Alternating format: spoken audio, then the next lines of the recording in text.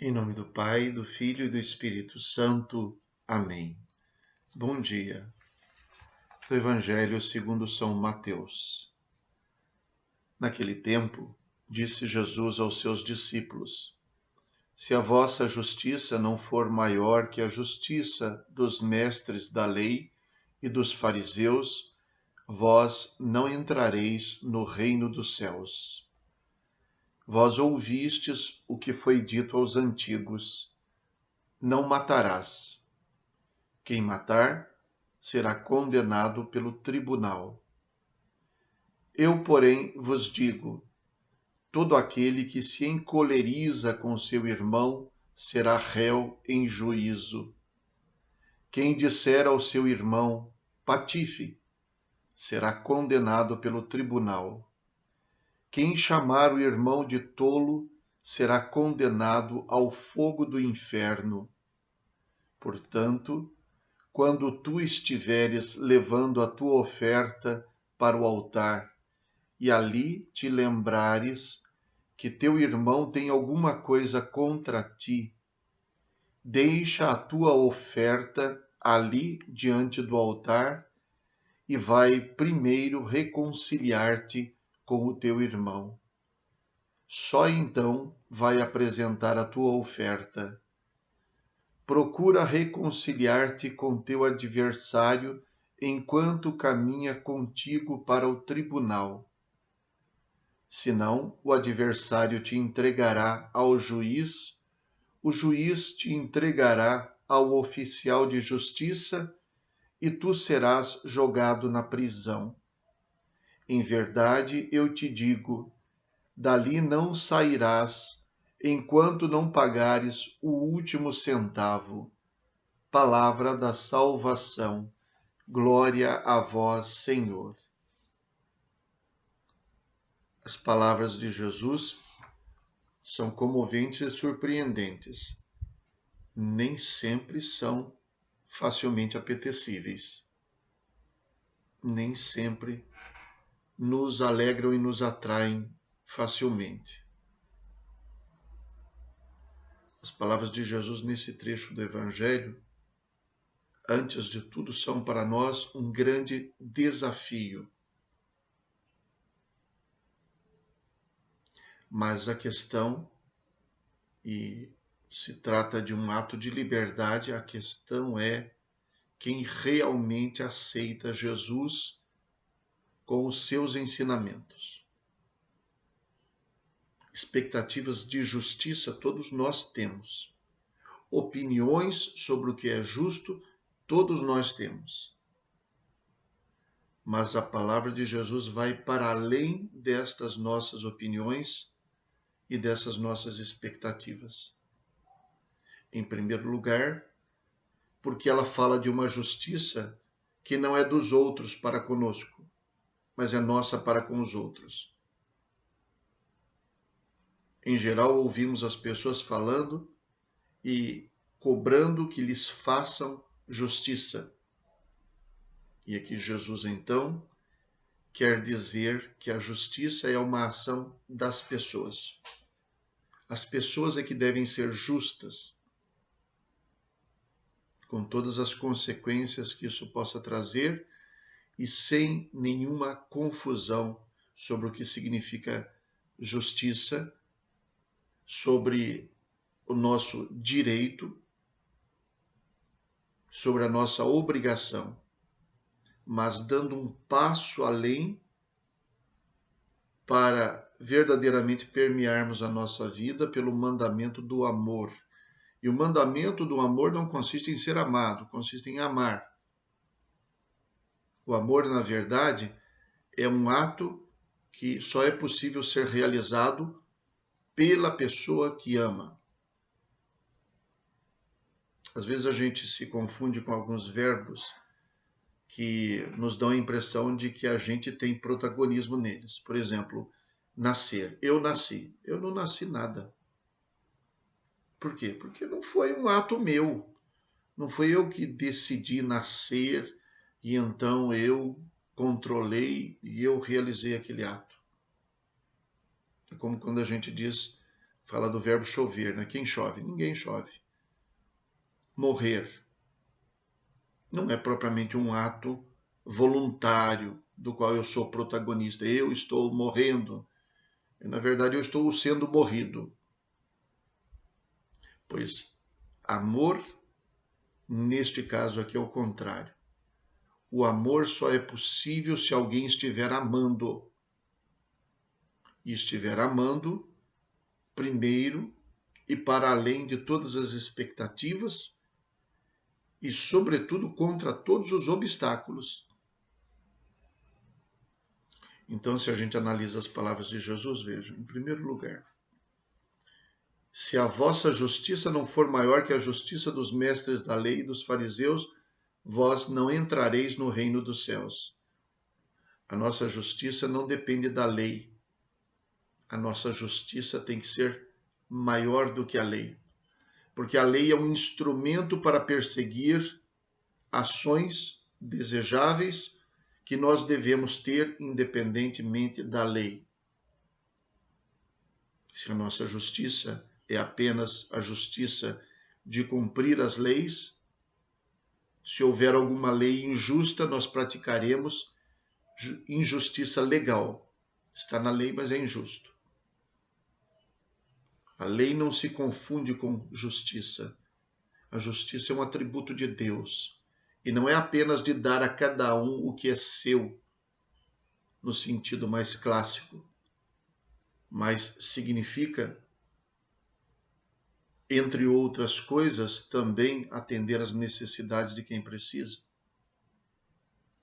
Ajudar, portanto, é um ato de justiça, pelo menos de justiça como misericórdia.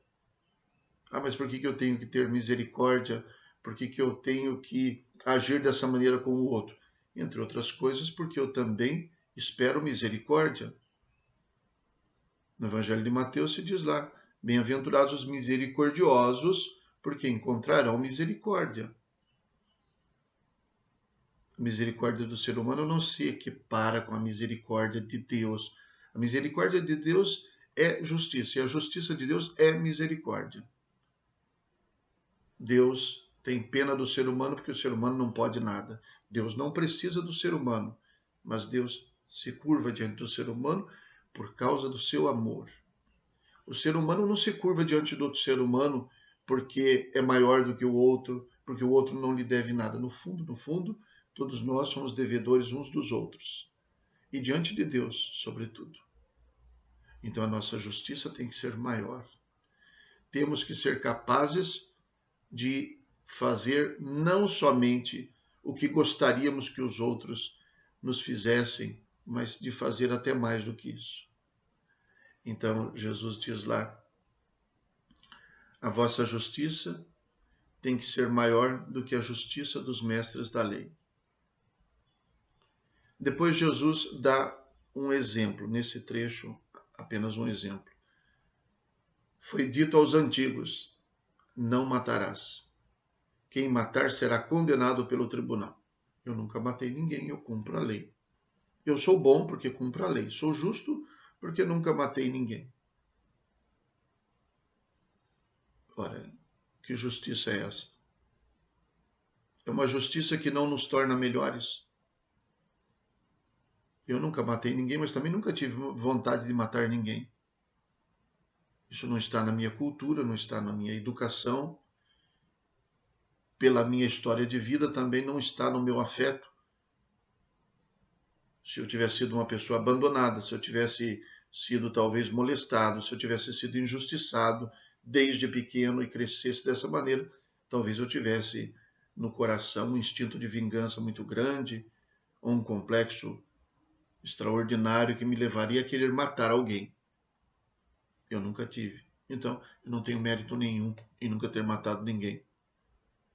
Já aquela pessoa que nasceu numa situação de extrema pobreza, injustiça, exclusão, que talvez tenha crescido em torno, tendo ao seu entorno a violência dentro da própria casa, e talvez a violência tenha se tornado natural, e a vingança também.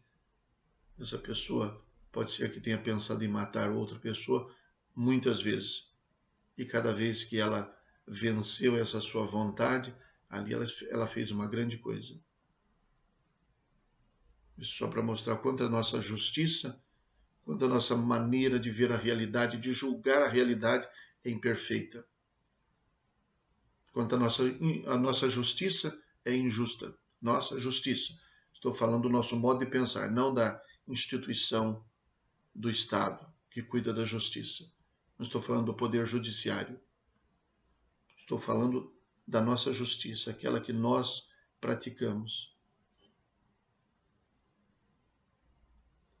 Então Jesus desafia e diz: eu, porém, vos digo, todo aquele que se encoleriza com seu irmão será réu em juízo. Então isso quer dizer que eu tenho que apaziguar o meu coração. Não é só a minha mão que eu tenho que apaziguar. É o meu coração. É o meu pensamento. Eu tenho de lutar para não pensar mal do irmão. Quem disser ao seu irmão, patife, será condenado pelo tribunal. Nossa, mas isso vai contra a liberdade de expressão. Eu senti vontade de mandar ele para o inferno e não posso. A proposta de Jesus nos chama a sermos melhores, não só do que os mestres da lei, mas melhores inclusive do que o nosso irmão, que talvez até merecesse que eu chamasse de patife. Quem chamar o irmão de tolo será condenado ao fogo do inferno. Mas tem tanta gente tola nesse mundo e eu não posso nem dizer isso. A questão não é poder. Pela lei posso até dizer. Talvez pela justiça humana seja até aceitável, mas a questão é a isso que eu sou chamado? Ou eu sou chamado a ser bom, a ser melhor do que a lei, a ser melhor do que os meus irmãos no sentido de amar, porque amar é um ato pessoal. Jamais viverei o amor se eu só quiser dividir o amor com quem divide o amor comigo também. Para viver no amor tem que ser uma decisão pessoal e uma prática pessoal. Depois Jesus continua através de uma parábola. Quando tu estiveres levando a tua oferta para o altar, oferta para Deus, e ali te lembrares que o teu irmão tem alguma coisa contra ti, deixa a tua oferta ali diante do altar e vai primeiro reconciliar-te com o teu irmão. Só então vai apresentar a tua oferta. Então isso significa que mesmo que eu possa dizer que a oferta para Deus seja mais importante do que essa reconciliação com o irmão, a reconciliação com o irmão é mais urgente. E por que precisa ser feita antes de apresentar a oferta a Deus? Porque para apresentar a oferta a Deus é necessário ter um coração humilde que reconhece Deus, que reconhece a grandeza de Deus. Mas de um coração que não é humilde o suficiente para reconhecer a igualdade com o irmão, dificilmente se poderá esperar um coração que reconheça a superioridade de Deus. Para a oferta ser verdadeira, é preciso que haja atitude de reconciliação, porque a oferta também busca a reconciliação. É mais urgente reconciliar-se com o irmão. Isso faz com que, mais do que nas mãos, a oferta esteja no coração. O ofertante é a grande oferta. O que ele está dando até não é o que tem mais valor, até porque Deus não precisa daquilo. Mas o que Deus precisa e espera, corações reconciliados e corações humildes. E isso ele vai demonstrar quando ele vai se reconciliar com o irmão. Outra coisa interessante e difícil ao levar a tua oferta não é te lembrares que ofendeste o teu irmão. É lembrar-te que o teu irmão tem alguma coisa contra ti. Significa uma reconciliação também incondicional. O que importa não é se me pesa na consciência que eu tenha ofendido. O que me importa é saber se ele ficou ofendido ou não. Eu repito que isso não é um ensinamento agradável e fácil de pôr em prática, mas é um ensinamento libertador. No final, Jesus diz: se estiveres indo para o tribunal para entrar em litígio com teu irmão, resolve a questão no caminho. E no caminho eu posso compreender que seja não só o caminho do tribunal, mas o caminho da nossa vida. Que durante a nossa existência a gente viva procurando a reconciliação. Eu tenho um exemplo muito bonito sobre isso, a respeito da minha mãe. Me chamou muito a atenção que nos meses em que ela descobriu a doença e que sabia que a doença a levaria à morte, e estando naquele processo, no qual muitas pessoas parecem saírem correndo atrás dos outros para querer pedir perdão, para resolverem as coisas, eu posso testemunhar que da minha mãe eu não percebi isso. Estava reconciliada com tudo e com todos. Parece que a única preocupação que ela teve nos últimos dias era de fazer uma confissão, de receber a comunhão e de pacificar o seu coração ali com os familiares, com as pessoas da casa, de viver bem aqueles momentos ali. Que maravilha, pessoa diante da morte, não ter nenhuma pendência, da sua parte pelo menos, não ter nenhuma pendência. Então, no final, Jesus diz que se a pessoa não faz essa reconciliação, ela será entregue, o adversário a entregará ao juiz, o juiz a entregará ao oficial de justiça e ele a colocará na prisão. Então esta pessoa terá como verdadeiros punidores o adversário, o juiz, o oficial de justiça, a prisão. Não é para ameaçar sobre o inferno, não é para ameaçar sobre as consequências com as pessoas, mas é para falar sobre as consequências da vida. A nossa própria vida, de uma certa maneira, nos pune quando nós não amamos também. Não é castigo de Deus, é consequência da nossa escolha errada. Rezemos. Ó Deus, fonte de todo bem, atendei ao nosso apelo e fazei-nos por vossa inspiração pensar o que é certo e realizá-lo com vossa ajuda. Por nosso Senhor Jesus Cristo, vosso Filho, na unidade do Espírito Santo. Amém. O Senhor esteja convosco, Ele está no meio de nós. Abençoe-vos Deus Todo-Poderoso, Pai, Filho e Espírito Santo. Amém. Bom dia, fiquem com Deus.